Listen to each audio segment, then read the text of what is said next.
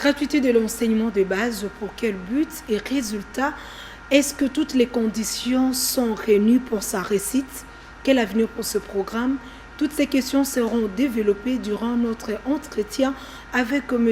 Toumba Nzouzi, secrétaire général de la Fédération nationale des enseignants et éducateurs sociaux du Congo. Bonsoir, M. Nzouzi. Bonsoir, Marie-Josée. C'est pour nous un honneur de vous recevoir dans notre plateau de Vainqueur Télévision. Merci. Avec vous, nous allons nous entretenir autour de la gratuité de l'enseignement de base. Et la première des questions, c'est de savoir aussi cette gratuité, à quel but et pour quel résultat? La gratuité fait partie de charges qui reviennent au gouvernement. On sait que sans l'éducation et l'éducation de qualité, le pays ne peut pas être considéré. Et on va trouver toute la population en train d'opérer des déplacements, les migrations, et ça sera fini. Or, l'éducation, c'est la source du bonheur. Quand les enfants sont à l'école, une fois ils grandissent, ils deviennent utiles pour eux-mêmes et utiles pour la société. Raison pour laquelle il revient à l'État de garantir ce droit-là, le droit à l'éducation. Et l'éducation, donc, c'est en fait bon pour les enfants, bon pour les parents, bon pour le gouvernement, bon pour le pays. C'est pour cela que nous sommes tous, aux sociétés civiles ainsi que toutes les populations au niveau national et international, en train de défendre l'éducation et que ce soit un droit vraiment garanti par le gouvernement. Est-ce que cette gratuité... est-ce que toutes les conditions sont déjà réunies pour cette gratuité? Eh bien, pour que tous les enfants soient à l'école, il faut la gratuité. Parce que l'objectif n'est pas la gratuité en soi. L'objectif, c'est que tous les enfants apprennent à lire, à écrire et à calculer. Maintenant, pour qu'ils y arrivent, il faut des infrastructures, il faut des enseignants de qualité. Alors, les conditions ne peuvent être réunis que par le gouvernement. C'est le gouvernement qui doit préparer à ce qu'il y ait la gratuité. Nous avons passé plus de 27 ans à prendre en charge le système éducatif, non seulement les enseignants, les bureaux gestionnaires, les nouvelles constructions anciennes, les réparations, tout, c'était les parents qui prenaient en charge. Or, c'est le devoir de l'État. Si aujourd'hui, on déplace ce devoir là-bas, qui était réalisé par les parents, on les déplace vers le gouvernement. C'est ce que nous appelons justement la gratuité. C'est une bonne chose. Ainsi, on aura à faire des économies à la maison. Tous les enfants peuvent être à l'école. Voilà. Donc, les conditions doivent être réunies et on connaît qui doit faire à ce que les conditions soient réunies. Nous sommes en train de soutenir les gouvernements, l'État congolais, pour qu'il arrive à réunir toutes les conditions nécessaires, de telle sorte que tous les enfants puissent bénéficier de l'éducation de qualité. Mais M. Nzouzi, aujourd'hui, avec cette gratuité, apparemment, ça pose un petit souci. Déjà, quand dans une salle de classe de 50 élèves, plutôt, on retrouve déjà 100 élèves. Comment vous trouvez cela? Bon, la réglementation dans notre pays prévoit une cinquantaine d'élèves par salle de classe. Quand on est au-delà, c'est que c'est un problème. Il y a un problème de qualité qui va se poser. Mais nous croyons encore à notre gouvernement. Le fait que le gouvernement a consenti à des sacrifices jamais connus depuis la prise en charge de l'éducation par les parents. On a eu à tenir des réunions où on a signé des protocoles d'accord pour accorder 5 000 francs aux enseignants, 10 000 francs.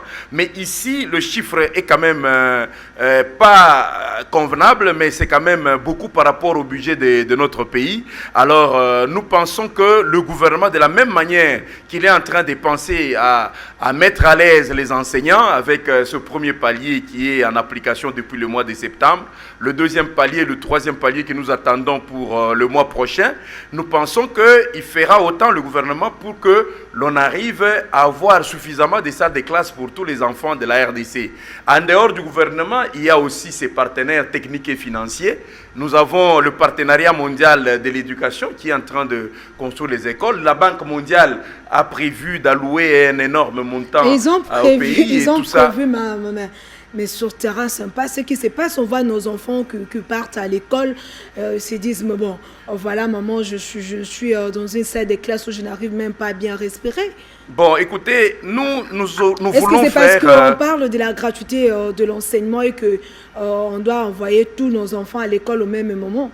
Bon, écoutez, nous sommes en train d'opérer un changement. Le changement, quand il arrive, au début, c'est du vinaigre. Au milieu, c'est du sel et puis ça va finir par devenir du sucre. Ce que nous étions en train de chercher, nous, les syndicats d'enseignants, les ONG, ainsi que tous les parents, était que le gouvernement puisse prendre convenablement en charge les enseignants. Sinon, on va retourner à la case de départ des années 1990-1992, où on devait réunir les parents pour leur demander d'accepter de prendre en charge les enseignants. Mais tant que le gouvernement montre quand même la bonne foi, nous pensons qu'il n'y a pas lieu de se lamenter. Il y a lieu de montrer tout ce que nous pouvons faire de manière à l'accompagner dans cette mesure qui vise à soulager tant soit peu les ménages. Espérons peut-être que l'année prochaine, les choses vont changer. Nous voulons que ça change dès cette année. L'année prochaine, c'est encore loin. Parce que déjà, on n'a pas de salle de classe. Jusque-là, le gouvernement... Je vous assure, Marie-Josée, nous sommes de ceux-là qui ont encore foi que les choses vont se réaliser. Et comme il y a cette bonne volonté, nous ne voulons pas en abuser. Donc les enseignants sont là. Il y a quand même des soucis, des soucis petits ou grands, mais nous sommes là pour nous mettre ensemble parce que la gestion du système éducatif est partenariale. C'est-à-dire que le gouvernement, autant que la société civile, donc les enseignants y compris, nous avons un mot à dire pour la marche de notre système éducatif. Dans le temps, ce n'était pas le cas et maintenant, on sent que malgré certains couacs, ça semble aller. Nous avons foi que ça ira. Mais est-ce que par rapport à la suppression de certains frais à payer pour des tests et autres formalités, cela ne mettrait pas en cause le bon fonctionnement des écoles? Bon, écoutez, tout ce qu'un parent normal, je dis bien, va vouloir que ça puisse se réaliser, c'est qu'il ne débourse rien pour l'éducation de son enfant. Maintenant, quand le gouvernement dit que, écoutez, moi je vais donner autant pour supprimer les Minerval, pour supprimer la police d'assurance scolaire, pour supprimer les bulletins scolaires, les frais en rapport avec les bulletins scolaires, pour supprimer les frais de CERNI, les TENAFEP, les TENASO-SP, tout ça, ça va être supprimé. Pour supprimer la prime donnée aux enseignants. Eh bien, tout ce que nous pouvons, c'est attendre, voir comment il est en train de réaliser. Déjà avec le premier pas, on devait donner le complément des salaires. Donc l'ajout qu'on avait proposé, ça devait entrer en vigueur à partir du mois d'octobre, compte tenu du caractère trimestriel de la programmation des salaires. Mais maintenant, là, on dit, on le fait avec le mois de septembre. C'est qu'il y a quand même quelque part la bonne foi, hein, Madame Marie-Josée. Il y a la bonne foi. Nous ne devons pas aller dans le sens de ne pas reconnaître. Nous, tout ce que nous voulons est que les choses aillent de mieux en mieux et que le troisième palier soit atteint dès le mois prochain. Comme ça, il y aura à manger autant chez les députés que chez les huissiers. Vous savez, sinon tout le monde cherche à devenir député dans ce pays. Tout le monde cherche à devenir pasteur. Tout le monde cherche à devenir joueur, musicien. Il faudrait que tout le monde accepte aussi de devenir enseignant. Tout le monde accepte aussi de devenir, de jouer un rôle aussi important dans la société pour que notre complémentarité puisse jouer sur le développement de notre pays. Au cas où le gouvernement ne serait pas en mesure d'assurer la prise en charge, quelle serait la suite? D'abord, je m'inscris en faux, parce que c'est l'idée qui est en train de circuler dans les réseaux sociaux, en disant que c'est impossible que le gouvernement arrive à prendre convenablement les enseignants en charge, donc tous les systèmes éducatifs en charge. C'est pas possible, parce que quand on calcule avec 2,6 milliards, ça faisait pratiquement 50% de tous les budgets au niveau national. Et maintenant qu'on est passé à 7 milliards et d'ici là un peu plus, on va atteindre, parce que dans ce pays ici, on a eu à allouer 30% du budget national au secteur de l'éducation. Mais aujourd'hui, on est en train d'allouer moins de 10%. Déjà, l'argent qu'on a donné là-bas, ce n'est pas l'argent de la Banque mondiale. Ce n'est pas l'argent d'un partenaire quelconque, ce n'est pas les États-Unis. C'est l'argent de ces pays ici qui sert à passer à ce rajout qu'on a effectué là. Donc, il y a lieu d'espérer, avec tout ce qu'on va faire, les budgets alloués à l'éducation, si c'est 20%, ça fera exactement le montant qu'on a proposé là, de 2,6 milliards, eh bien, tout ira pour le mieux. Si le gouvernement n'arrive pas à faire, à s'acquitter de son devoir, eh bien, nous sommes société civile. Nous ne sommes pas gouvernement, nous. Moi, je suis syndicaliste. Nous allons reprendre le chemin des marches, nous allons reprendre le chemin de la grève, nous allons reprendre le chemin de faire en sorte que l'État puisse revenir. C'est d'ailleurs ça notre devoir. C'est d'ailleurs ça notre devoir. L'État promet, et dans la réalisation, nous le suivons pour qu'il le réalise. Monsieur Augustin, vous soutenez la gratuité de l'enseignement, et comment alors rassurer aux Congolais concernant cette nouvelle mesure en application? Eh bien, tous les Congolais, comme moi, bien sûr, nous devons avoir foi dans ce qui se passe dans notre pays. Parce que ce que l'on croyait impossible est devenu possible aujourd'hui. Nous savons qu'il y a un peu des petites difficultés qui seront résorbées, je crois, au niveau du 2e palier et du 3e palier, mais nous devons soutenir la gratuité. La gratuité, c'est bon, je l'avais dit, pour le pays. La gratuité, c'est bon pour les parents. Ainsi, les parents ne manqueront pas à nourrir convenablement leurs enfants pour qu'ils aillent justement apprendre des choses qui les rendront utiles non seulement à eux-mêmes, utiles aussi pour la société. Nous voulons mettre fin à cet Ebola qui a longtemps gangréné notre système éducatif. Et puis, comme vous ne le savez pas, avec la prise en charge du système éducatif, les enseignants ne se retrouvaient pas, ni même pas le système éducatif. Parce que dans certaines écoles, 80%, s'il vous plaît, de tout ce que les parents payaient n'allait pas dans les activités de l'école. Ça allait ailleurs. Donc les parents pouvaient payer seulement 20% de tout ce qu'ils étaient en train de payer. Dans une école où on payait $500, on pouvait seulement payer $100 et puis c'est fini. Ça devait régler la question. Maintenant là, on a un problème, c'est lequel? C'est que celui qui est un peu normal et pertinent, c'est celui-là des écoles où la prime payée par les parents était au-dessus de ce que l'État propose. Parce que ce qui est bien dans ça, c'est que l'État reprend ses responsabilités. Donc, tout cela qui avait au-dessus, nous ne pouvons que nous rabattre sur le gouvernement et pas sur les parents. Deuxième problème, c'est que dans l'organisation de notre système éducatif, il y a l'État a conclu un contrat, donc une convention avec les privés, donc les églises, pour dire, vous me gérez un certain nombre d'écoles. Maintenant, quand vous avez 40 écoles, vous devenez gestionnaire direct. Quand vous avez moins d'écoles, vous devenez gestionnaire indirect. Alors, toutes ces écoles ont fait tout pour avoir le nombre minimum pour pouvoir gérer eux-mêmes ces écoles. Alors, ils sont allés eux aussi chez les privés. Or, le privé, quand l'État paye l'école, les élèves payent le propriétaire de l'école. Maintenant qu'on dit au propriétaire de ne pas recevoir un seul rond, vous comprenez un peu ce qui se passe. Donc ça, c'est le deuxième problème. Et le troisième problème, c'est celui-là dont j'ai parlé, ceux-là qui prenaient $500 000 pour l'école, donc ils avaient à gérer $50 000 à peu près par mois pour rien, pour des activités qui ne cadrent pas avec l'école. Donc voilà un peu les catégories des gens qui résistent. Donc de toutes ces catégories, il n'y a que les enseignants qui ont raison, qui peuvent revendiquer et que l'État doit donner solution à leurs préoccupations. Donc c'est raison pour laquelle nous devons inviter l'État à aller directement au deuxième et au troisième palier pour terminer ces préoccupations. Est-ce que cette gratuité est-elle acceptable par tout le monde? Oui, justement, c'est ce que j'étais en train de dire. Tout le monde, tout parent normal accepte la gratuité. Le parent, oui, mais les enseignants, maintenant, non, parce qu'il y a des grèves déjà. Oui, c'est ce que je disais. La catégorie d'enseignants, il y en a qui ne sont pas suffisamment informés.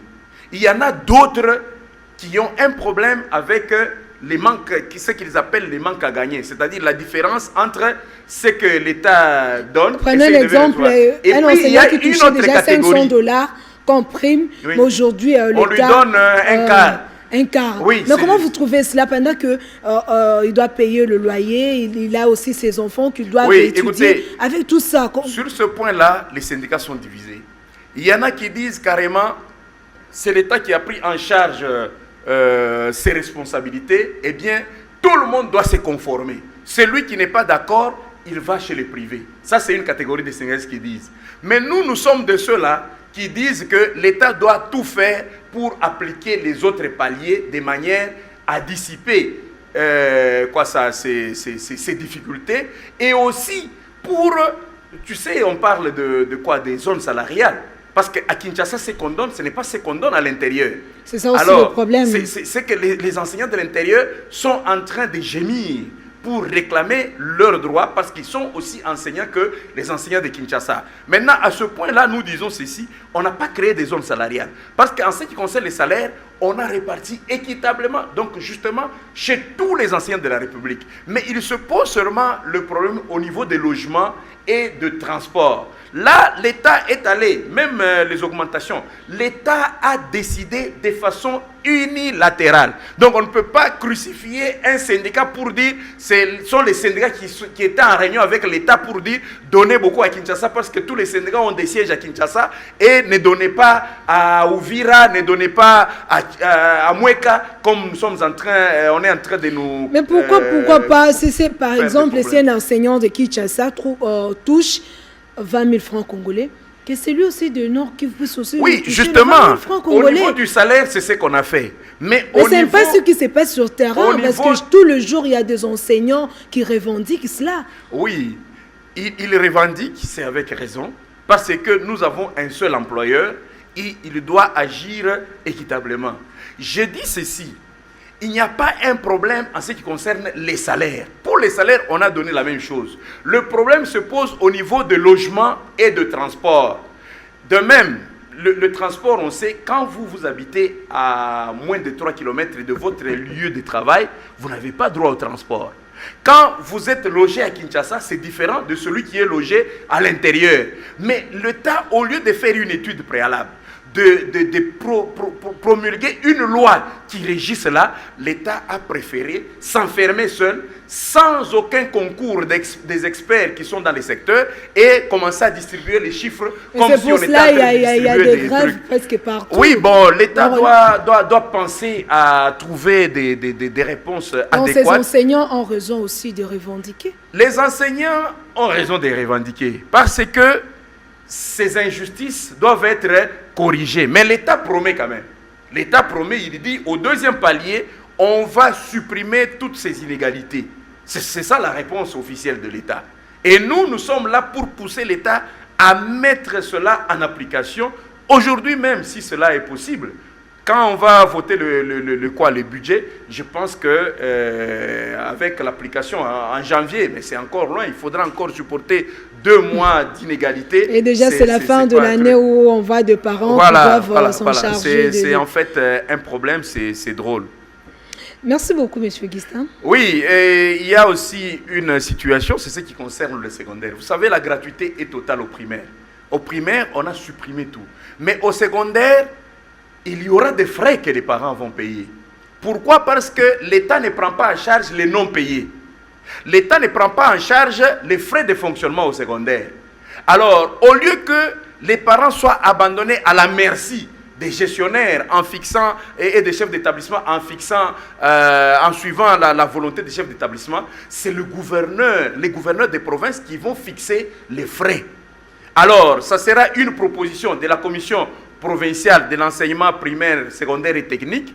Cette proposition va être donnée au gouverneur et le gouverneur va prendre l'arrêté. Cet arrêté va être envoyé au secrétaire général à l'EPSP dans la semaine qui suit par les prophètes et le secrétaire général va essayer d'analyser et donner ces améliorations. Donc, c'est pour dire qu'il y aura des non-payés qui seront pris en charge par les parents au niveau du secondaire. Les nouvelles unités, il y a des missions, au moment où nous parlons, des contrôles, qui sont déployés dans toute la République, dans toutes les 48 provinces éducationnelles. On a envoyé 2 personnes par province éducationnelle pour contrôler les cas des nouvelles unités et des non-payés, de manière à ramener à Kinshasa pour qu'au niveau du 2e palier, on puisse penser à tout cela. Donc, les dispositions sont prises. On a mis quand même assez d'argent pour faire fonctionner la gratuité. Nous sommes là pour soutenir et cela ne nous empêche pas le droit de revendiquer là où ça ne va pas. Le cas des inégalités, le cas de nos amis qui avaient beaucoup et maintenant ils ont moins. Nous sommes en train de réclamer que l'on passe directement au 3e palier pour supprimer cela. Pour les classes pléthoriques, nous avons des partenaires. C'est le moment de lancer un appel aux partenaires, Banque mondiale et tout ça, pour qu'ils s'investissent dans la construction des établissements scolaires. Donc, il faut beaucoup d'écoles pour contenir tous les enfants.